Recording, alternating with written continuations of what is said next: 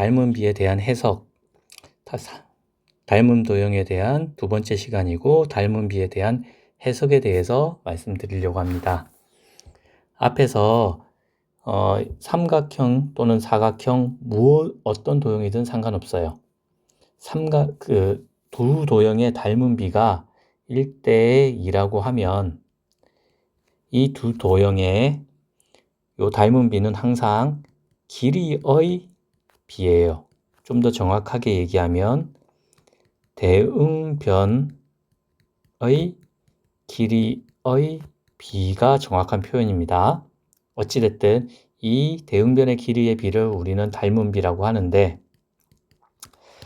도형이면 평면 도형이면 면적, 넓이가 있고 입체 도형이면 부피가 있어요. 그렇죠?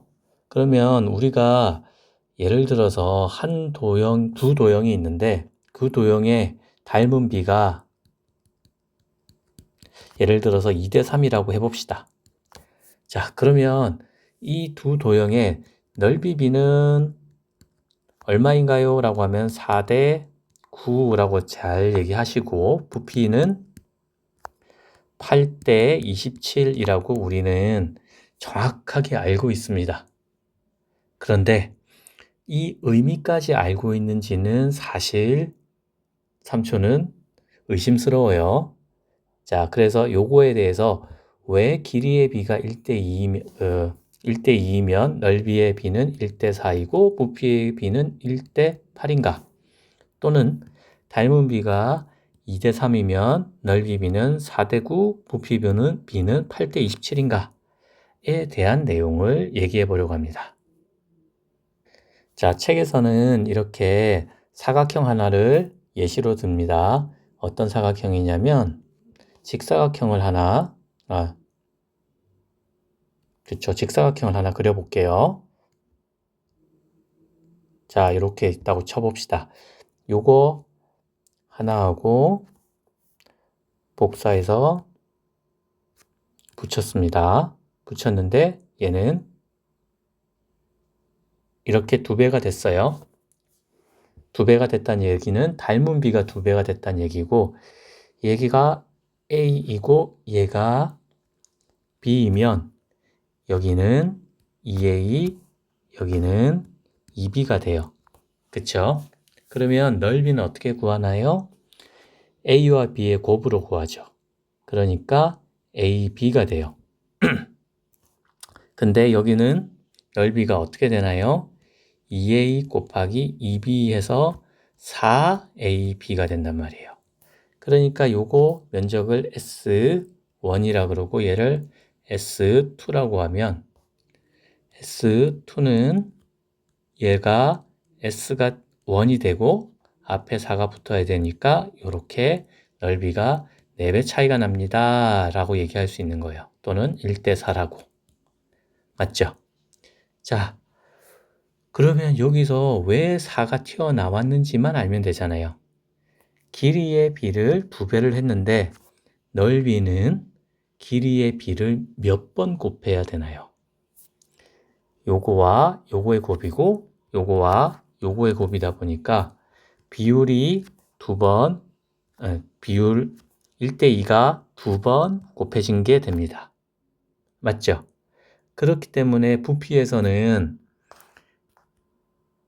A, B, C의 길이를 가진 직육면체가 있다고 하면 이거의 부피는 A, B, C가 되겠지만, 자, 2A, 2B, 2C의 직육면체가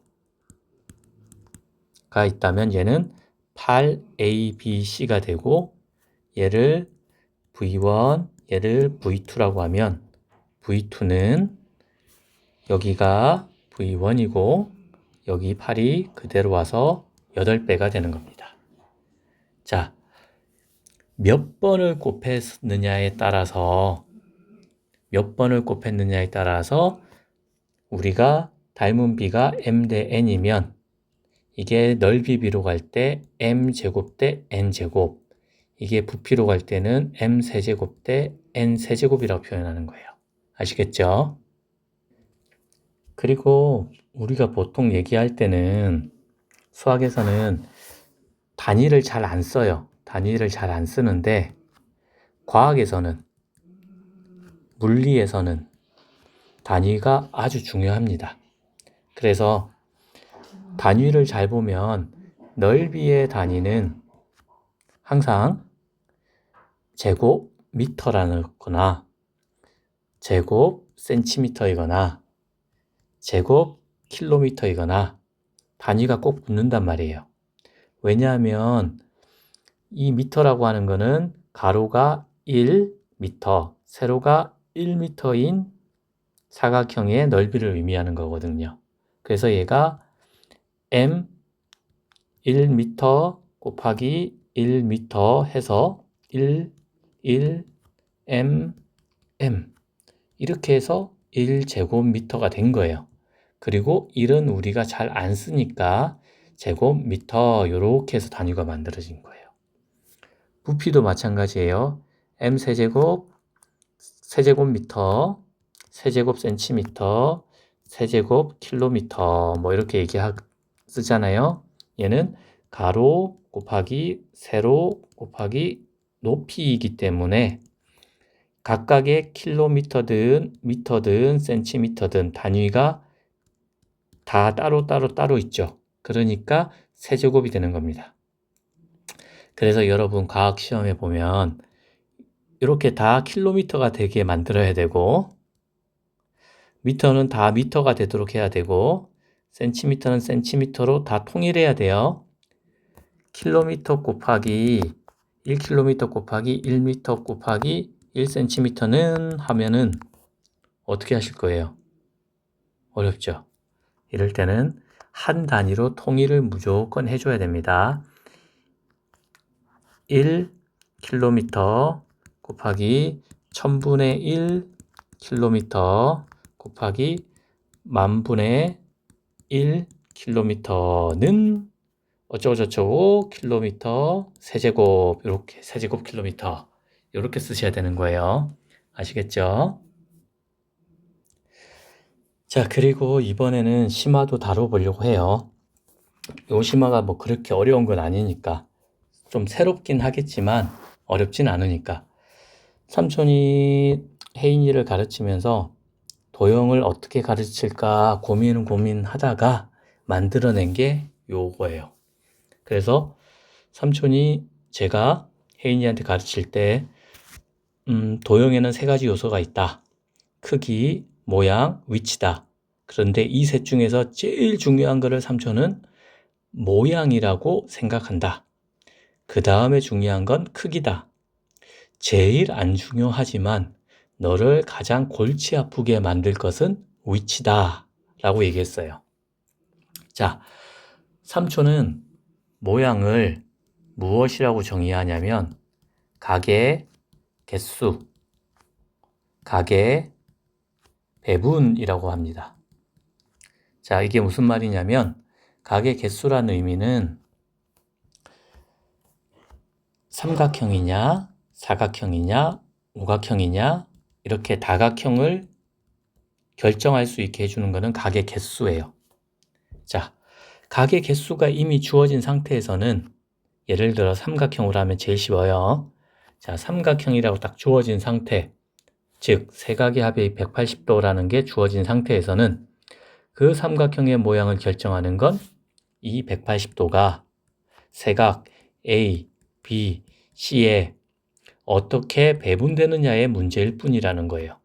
예를 들면 100도, 40도, 40도 이렇게 배분하면 이등변 삼각형이네 이렇게 생각할 수 있는 거고, 얘가 만약에 90도, 45도, 45도라고 하면 여러분은 직각 이등변 삼각형이네 라고 생각할 수 있는 거고, 60도, 60도, 60도라고 하면 정삼각형이네, 맞죠?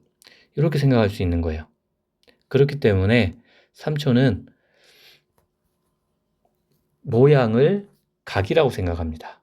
자, 책에 보세요. 모양을 각이라고 생각하고 또는 각이 모양을 결정한다. 각이 삼각형의 모양을 결정한다는 거죠. 동의하시나요? 두 번째는 크기입니다. 그렇죠. 크기는 누가 결정하냐라고 물어보면 삼촌은 변의 길이가 결정한다고 생각합니다. 하지만 크기는 모양보다 덜 중요해요. 삼촌이 여기 썼어요. 크기는 면적이라고 생각하고 또는 입체라면 부피라고 생각하는데 이 크기라는 거는 모양보다 우선순위가 낮다. 왜냐하면 넓이가 4제곱미터인 삼각형은 무수히 많죠. 하지만 모양이 같다고 가정하면 그때는 도형의 크기는 무엇에 의해 결정된다? 변의 길이에 의해 결정됩니다. 이해하셨어요? 자, 삼각형의 모양이 이거 이렇게 어떤 식으로든 결정이 되면 이제부터 모양은 똑같은 거고 그러면 달라지는 건 뭐다? 크기. 크기는 누가 결정한다? 변의 길이가 결정한다고 생각을 합니다. 원의 경우에는 반지름이죠. 부채꼴도 반지름이에요. 자, 그 다음에 세 번째는 위치예요. 위치. 위치는 도형의 닮음과 합동에서 전혀 중요하지 않아요. 정확하게 얘기하면 도형의 닮음과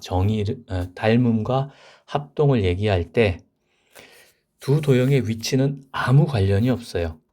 어디에 떨어져 있든 상관없이 세 변의 길이가 다 같으면 모두 다 합동이고 어디에 있든 상관없이 두 변의 길이의 비가 일정하고 그 다음에 그 끼인 각의 크기가 같다면 그 두 도형은 닮음이에요. 어떻게 비틀어져 있든지 아무 상관없어요.